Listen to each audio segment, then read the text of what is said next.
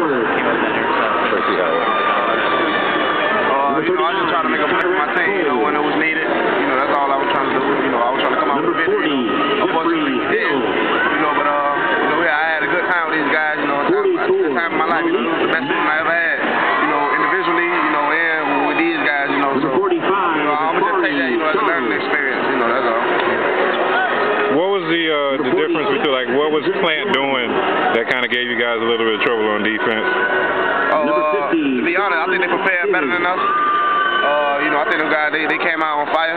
You know, sometimes it's hard to catch back up. They came out on fire, you know, from my opinion, you know, I think they studied more than us. You know, I feel like they studied more than us. You know, I feel like they study us more than we studied them, you know, so I feel they came out with the win. How much do you think the emotion of playing like for Isaiah and all of that played into that possibly? It played a lot, you know, I mean, we were trying to come out with a victory. You know, unfortunately, you know, we did it. You know, with Isaiah on our side, you know, we tried hard, we tried to fight for him. You know, we didn't come through, but we still champions in my eyes.